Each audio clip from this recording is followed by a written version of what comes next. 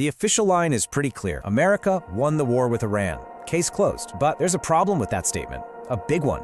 And we're about to break down exactly why it just doesn't add up. See, this is the real question, isn't it? If America is winning, why doesn't it feel like a victory?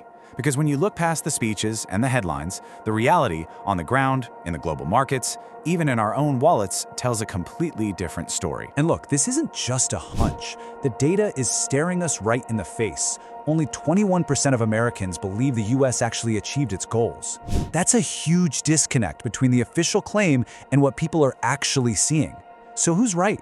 And we really need to get to the bottom of this, because this isn't some abstract geopolitical chess match happening halfway around the world. This conflict has a direct line to the price you pay for gas, to America standing on the world stage, and to our future. Make no mistake, if this continues, you won't just see it in the news, you'll feel it at the pump. So to cut through all the noise and the spin, we're going to use a simple tool, a geopolitical scorecard. No victory speeches, no talking points, just a hard look at the results. We're going to measure this across a few key areas to figure out who really came out on top. All right, let's dive in. Round 1, military might. Now you'd think this would be a quick, easy win for the US, right? I mean, on paper, it's not even a fair fight.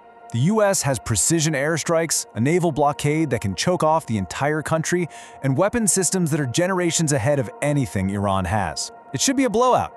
But that's where the story gets interesting. Because Iran knew it couldn't win a head-to-head fight, so they didn't even try. Instead, they changed the rules of the game. They used cheap, simple sea mines and swarms of small boats to create chaos, grinding the most powerful navy in the world to a halt. As one US official put it, clearing those mines could take months. Iran's goal wasn't ever destruction, it was disruption, and it worked. So for round 1, yeah, we have to give the US a tactical win.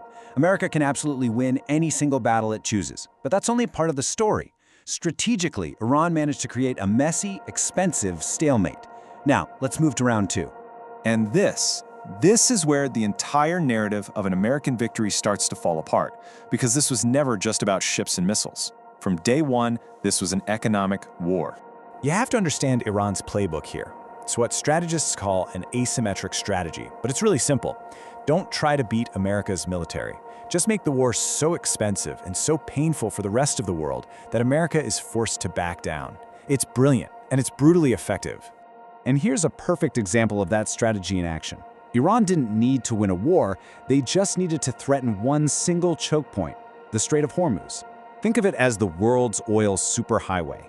By just threatening that choke point, they squeezed the global economy, and the flow of ships slowed to a trickle almost overnight.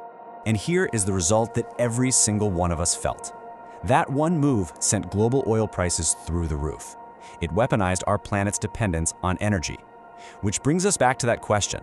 If America is winning, why is everyone paying more for gas? So when we update our scorecard, it flips completely. In the economic war, this round goes to Iran, hands down.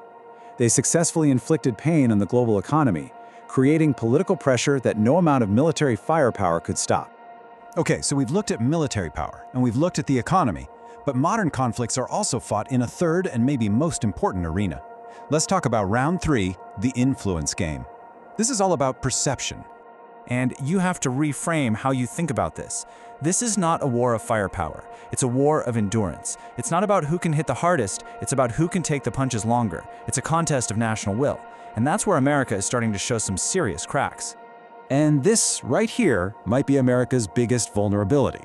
The war is deeply unpopular at home. 61% of the public disapproves. The political will to keep going is just evaporating. That doesn't look like victory. That looks like strategic exhaustion. So for the influence game, we're calling this a stalemate, but with a clear edge to Iran. Why?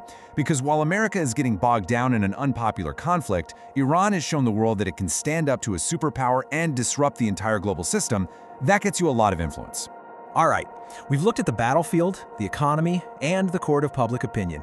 It's time to put it all together and look at the final, and frankly, pretty uncomfortable score. So here it is, the final scorecard. A tactical military win for the US, yes, but a massive strategic and economic win for Iran. And when you factor in influence in the long game, this isn't the clear-cut victory we were sold. It's something much, much messier. So let's go all the way back to our original question. Is America winning? The honest answer is no. But you know what? Iran isn't really winning either. This is a classic strategic stalemate, where both sides are bleeding, and the rest of the world is picking up the tab. And that brings us to a final, pretty sobering thought. Maybe we've been asking the wrong question all along. Maybe the real question isn't who won, but who can survive this longer.